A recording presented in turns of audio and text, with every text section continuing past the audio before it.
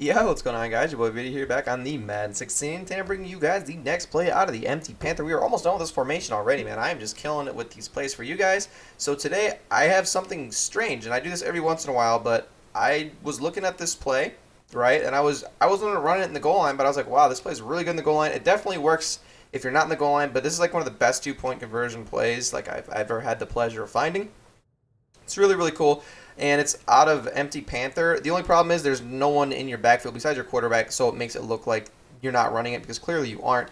But it's stick and nod. And also, I want to let you guys know that I broke down other formations in the Carolina Panthers offensive playbook, which this is in. So if you guys are interested in that, go to my channel. Check out the playlists on the channel, and all the playlists are named after the formations they broke down. So without further ado, let's jump into stick and nod. I would suggest for this having a nice tight end, a nice tall tight end with some decent catching stats because that's what you really need right here. You need, I guess you could use a receiver too, but you just want someone in this spot right here with nice, good height. They definitely have to have good height and some decent catching. So we got Greg Olsen there right now, and we're going to come out and stick and nod, and we're going to pick a random play on defense.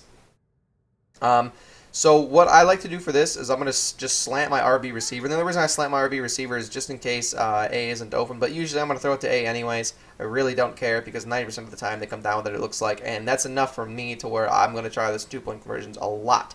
But really slanting RB is for when you're not in the goal line because I'm pretty much going to be giving it to A every single time, even if it looks like it's covered, because he still surprises me and comes down with it almost all the time. So all I'm going to do is snap the ball. I'm going to wait for him to zig forward, and then I'm going to throw a high pass to him. So he's going to run forward, he's going to cut to the right, and then he's going to zig to the left diagonally towards like the goalpost. And as soon as he starts his zig, I'm going to hold down LB and A. And that's going to be L1 and X on the PlayStation. And then you're just going to see that whoever's standing there is really just going to let the ball go right over their heads. And don't press anything. Let him catch it. They'll usually possession catch it. I've noticed the aggressive caught it sometimes. But if you try and possession catch it yourself, he won't go up for it. He'll stand there and let the ball go over his head. So definitely just throw it and then let the tight end play it however he wants to play it because they'll make the right catch. You could try to possession catch it, sometimes a little over their head.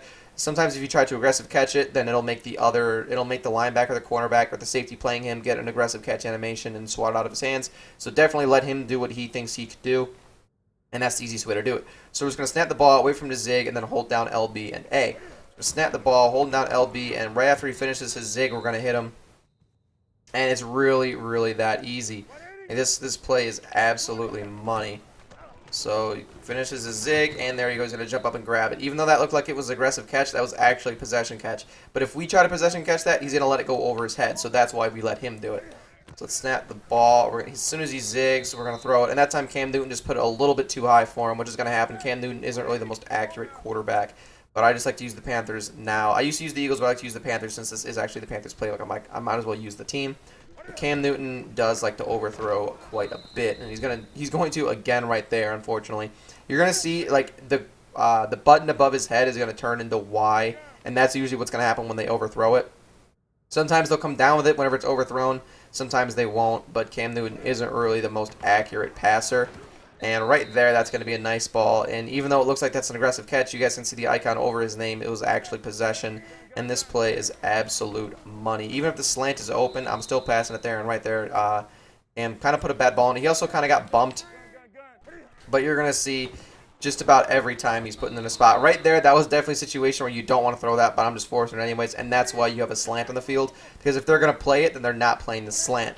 So we're going to snap the ball, and this time they're going to play it, so we're just going to give it to the slant. But I'm not, and it really is that simple, you guys are going to see. But I'm trying to just show you guys how crazy that A almost always comes down with it. But right there is a perfect example. You're going to see that the safety is going to play Greg Olsen. So we're just going to wait for the slant open across the middle of the field. You're going to see that we snap the ball, two people are running over to Greg Olsen. We got the safety, number 38, Deshaun Goldston, and we have Robinson, I can't remember what his first name is, are both going to run over there and play Olsen. See that? That means we're going to have the slant open across the middle because there's no zone there. He's just manned up, and then the slant's wide open. Boom. So it really, really is just that simple, and that's why we like to slant that guy. So this time, it's just going to be one-on-one, so we're just going to go ahead and chuck it up to him. And they never, you guys are seeing, they literally never pull an animation unless it's in double coverage, and that's what I like about this play so much. So this time, he actually got bumped all weird, but we're going to do it anyways, and he's still going to come down with it. And that's just Madden 16 for you. That's just going to happen. And it's really just that simple. This play also is going to work when you're not in the goal line. I just think it's a really, really good 2-point conversion play. That's why I was showing you guys that. You definitely just want to wait a little bit longer whenever if you're going to pass it to him and it's not in the goal line. You're going to wait till he's about right there to high pass it, and you're still probably never going to pull an animation. I haven't had that intercepted yet or even swatted out of his hands. You just have to wait for the right time to throw it. Boom, right there. We probably could have actually not high passed that and just racked it and would have been a touchdown.